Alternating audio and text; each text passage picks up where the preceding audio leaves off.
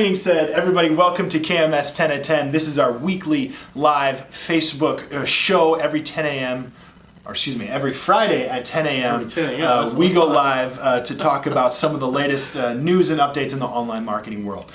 Today, I will be talking about some little tips and tricks for email marketing, and T, you will be talking about just an update on the ongoing Facebook saga, and then how to prepare for the new AdWords experience that's going to be coming to you really shortly. I feel like Facebook changes could be a topic every week.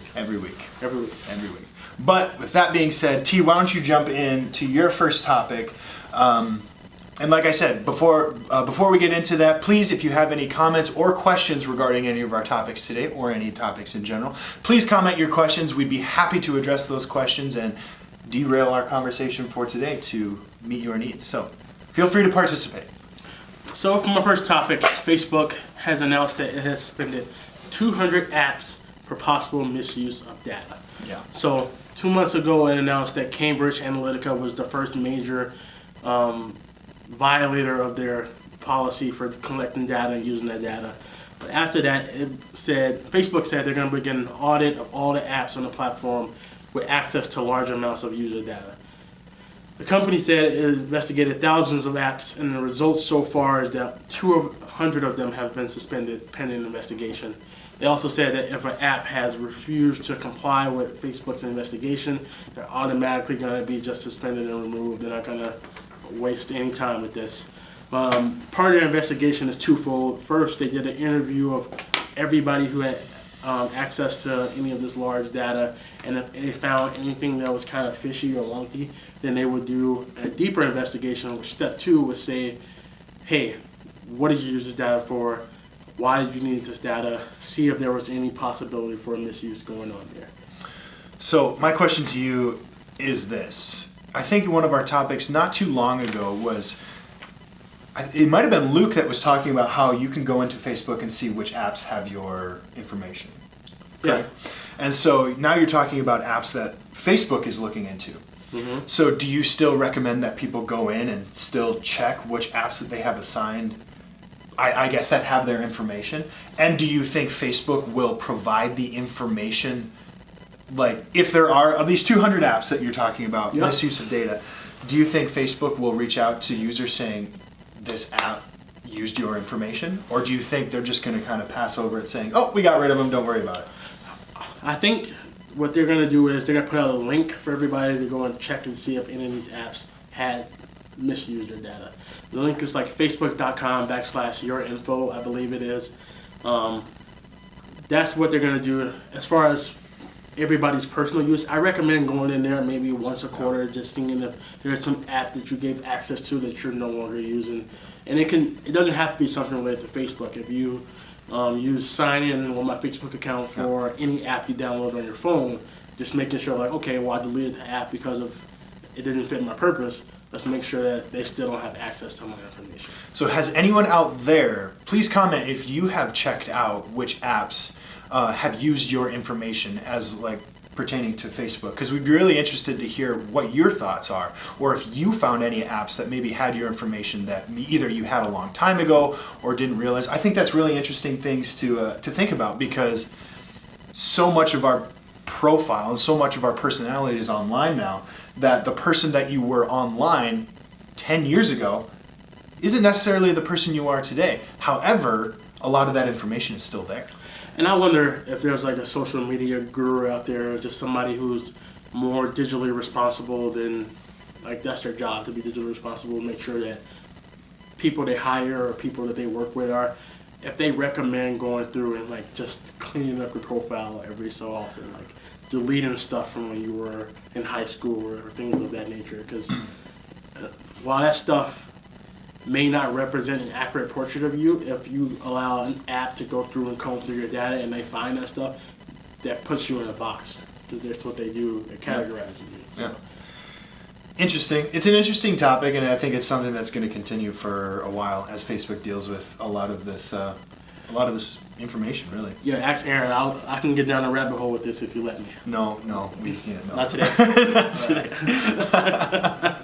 All right. Well, that's all I have for Facebook. good first topic, good way to kick things off. What we are going to transition to next is what I'd like to spend a little bit of time talking about today, and that is email marketing. Now, I talk about this for a couple of reasons. Number one, I think email marketing is important, and it's what I do here, so I can talk about it. And second, we actually have a webinar, a free webinar that's going to be coming up. So I'm going to plug the webinar here for just a second. So if you would like to learn more about that email marketing webinar, or if you would like to register for it, please check out our website. And I think Evan was going to chat a link to the webinar. If you could do that, that'd be awesome. So there'll be an actual the page to the webinar in the comments below. Feel free to check that out. What I want to talk about today are some different things that you can do with your email marketing. Now, when it comes to email marketing best practices, it can get almost repetitive. People saying the same things over and over and again. Test your subject lines, play around with different, different elements. Consider who you're sending to, make your emails more personal. Those are all great, and those are all really, good things to keep in mind to practice safe and productive email marketing. What I'd like to talk about are some things to maybe have a little bit of fun with, or to try some different tests. So what I did is I picked out 3 things that I think you should test if you are serious about really enhancing or optimizing your email marketing. And they are, I have them written down on my little whiteboard: senders, lengths, and design. Now go through each one of them. First, you have the opportunity, so we always recommend with email marketing, your sender, who the emails are coming from, should be a recognizable name. If you can think about it, it could potentially be your business. If you're delivering a white paper, or if you're reaching out to your contacts, you need to have a sender that is, recognizable by the person receiving that email. Now, if you ever get to a place where you're very comfortable emailing a specific group of contacts, something that you can play around with are different senders. And a really great example that I like to point out, and I know I've used them before in other examples, is the Shorts brand Chubbies. Oh, yeah. They have a wonderful email marketing campaign, so if you're ever interested in checking out their information, I highly recommend you do that. And some of the more fun emails that they do playing around with these different senders are this. They've had just some quick examples they had one email, it was from Oops, and the subject line was I emailed again. So the whole thing said, Oops, I emailed again. The next one was it was from What Would You Do? And then the subject line was If You Emailed Out of the Blue. And so it was just like, it doesn't make a whole lot of sense, but to the recipient of that email, they expect and they have fun with that tone when it's coming from Chubby, so that they know when they see something ridiculous like that in their inbox, number one, it sticks out to them, so they see it in a crowded inbox, and number two, they just say, oh, that's just Chubbies being Chubbies, and they're more likely to engage with that email. So if you're comfortable with your email address, your email, who you're emailing, play around with the senders and see if you have the ability to play around with different sending options. Try it. Give it a try. If it doesn't work, consider it a test and go back to what has worked for you. I don't know. So little fun example that I think would be kind of a nice little test. The other thing is length. I would like to talk a little bit about this. So much about what we talk about are quick and consumable content. So a lot of what we discuss is short. So we say that a lot. Emails don't technically need to be very long. They can be short, and if the function of them is to get people to the website, you typically want to keep them short with links to the website. But that's not always the case. There are some really good examples of people who send emails that are lengthy. One that I subscribe to is called The Art of Manliness, and they send full blog posts in their emails. So I actually never have to leave my inbox if I want to read that particular blog. Now, they're sacrificing some things with that. I think they're sacrificing some traffic to their website. However, they're very familiar with the people that are subscribing to their content, and they're delivering that content in a very easily consumable way. And so they have those longer form emails.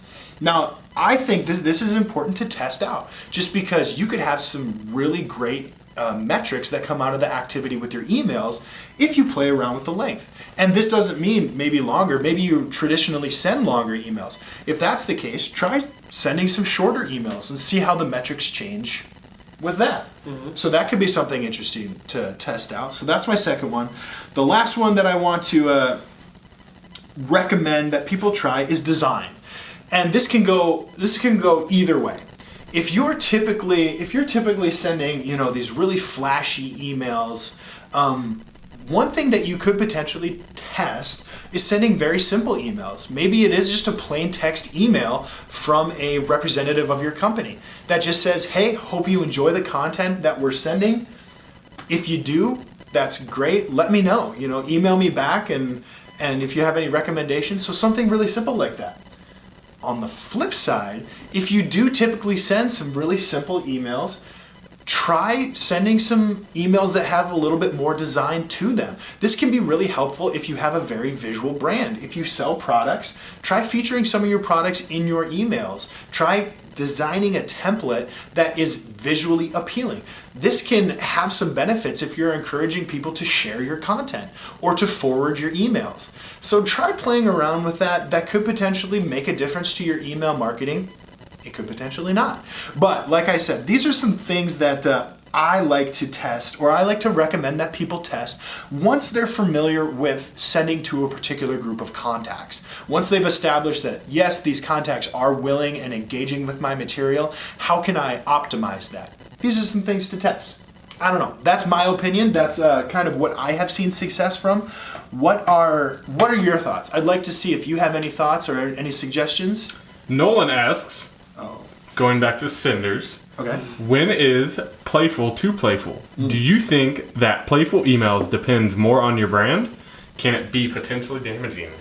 You have to have, it's a great question, because if this is a test, you have to have a very rooted understanding of what your brand's voice and tone is. If you are a law firm that is very technical, that is very serious about what it is that you're dealing, and a very specific core group of contacts that expect legal information, you might not want to be sending an email that says, oops, I emailed again. So you need to understand that yes, there is a line, and you find out where that line is by testing. If you feel that your audience is susceptible to maybe a little bit of humor, tiptoe into those waters. Do not cannonball into those waters, because you can turn a lot of people off if they think you're suddenly sending something that's ridiculous. That's where you need to, that you can't just jump headfirst into that. So tiptoe into it, and if you feel like what I said, once you feel comfortable with the contacts that you are emailing, once you have an idea of who they are and what they're engaging with, try out little things every once in a while. And so this different senders, maybe you're receiving emails from Key Media Solutions. And maybe we want to test out different senders. So that next email could be sent from Sam Thorson. So you see how that's a test, but it's not a huge, 180. It's just coming from a representative within that company. Now, if that works, maybe we can try something else. But I'd say tiptoe into that. Do you see any other tests? Do you think that there's any other tests, or either of you think there's any other tests? I say either one of you because we have a couple people behind the camera today.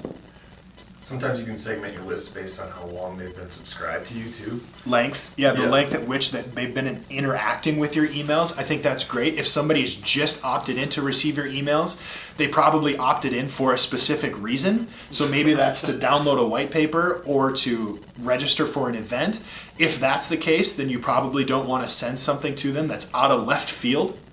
But if somebody's been, subscribed to your newsletter, done a bunch of stuff, is on the notification list for all of upcoming events, try sending them something that's maybe a little bit more personal. Like, hey, thanks for interacting with all of our emails. Your opinion matters for us. What would you like to see in your inbox? Is there any information that we can send you that would be more helpful? That's the type of tone that you can take to maybe somebody who's been around a little bit longer. Yeah. And my only question I have for you is, what are some of the unintended consequences behind putting together long-form blog posts and emails? You said they sacrifice some of that web traffic, but what could be a long-term to an end game? You know, like benefits? Yeah. Like, I think the benefit of it is, keep in mind, when we talk about email marketing, I mean, I think the ultimate goal is to send quality information to the people who want to receive information from you. If that's the goal, make it as easy for them as possible to consume your content. For a lot of people, it's visit our website, because there they can do long form content, they can have longer blogs. So the purpose of the emails is saying, hey, we have really good content that we think you really enjoy. Get to our website and read it. Now, if you're familiar with your audience and you know that they're going to consume your content wherever it is, try putting it in front of them in their inbox. And you know, the purpose of that is to educate your audience. And so if they're consuming it right there in their inbox, then you're ultimately winning, because they're consuming your content and they're having one less hoop to jump through. So that can be a benefit. And like I said, you know, there are metrics that you may be sacrificing, like a little bit of web traffic, but if you're educating your audience, it may be educating them enough to opt into something future down the line. So you could benefit in that line of things. Can I have one word of caution on emails? Yes. Long design heavy emails, the size of the emails, talking kilobytes, megabytes size, can get clipped off, so people can't see the end of your email. So to your point of testing and being aware of that. Yeah. And Gmail definitely does that. So if you have longer form content, especially, like what you said with the size, it can clip things off. So like I said, test it out. You know, it's always important to test these things. And if you feel like, you know, including maybe a little bit longer email, I'm not saying you have to go from a 50-word email to a 1,000-word blog post, you know, but try just lengthening it a little bit. Maybe include an additional section that has include like the first paragraph of a blog you just wrote with a link to that blog. You know, that's a little bit longer that you can test out, and maybe that has an impact on your email. So I guess if I had to boil everything I've been ranting about for the last probably too long, it's, you know, test different things out. I think that's a really important thing with email marketing, and something that we will discuss in our webinar. So the thing I will use to close my topic is to make sure to check out that email marketing webinar. It is going to be on June 21st. I'll mention it again at the end of the show today. But if you'd like to learn more about email marketing, I highly encourage you to check out that webinar. So, sorry, I think I took up too much time. Yep, just rip this up. And we're I done. would have did it, but I still gotta read it. So, I'm just gonna close the show out short and sweet, saying that AdWords announced that at the end of this year they will be migrating their old experience over to the new experience. Every time you log into AdWords, if you haven't gotten around and played with their beta feature, the new AdWords experience, by the end of this year, that's the only option you're gonna have. So you get in there, get used to it. It was a little clunky when we first started using it, but we got used to it pretty fast.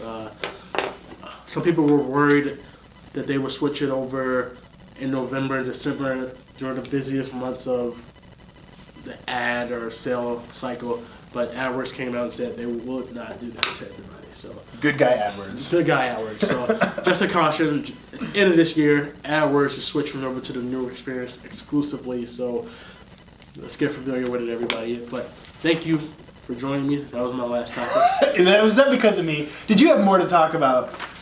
I feel bad now. I did say I was going to only have one topic, but I still ranted too long. It was fine. It was some great content for people. So I also learned a lot. So I'll Okay. sacrifice.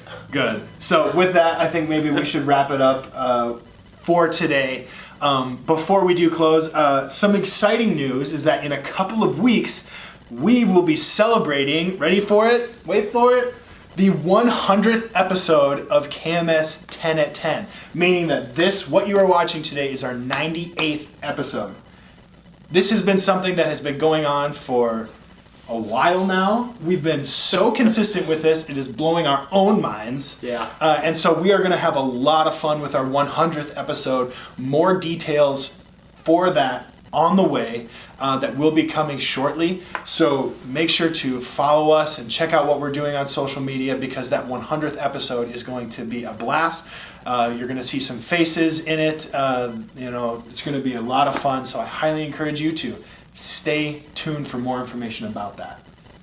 Yeah, we're going to have some fun things in store for everybody. So Thank you all for joining us today. I'm Tabari Ruffin. And I am Sam.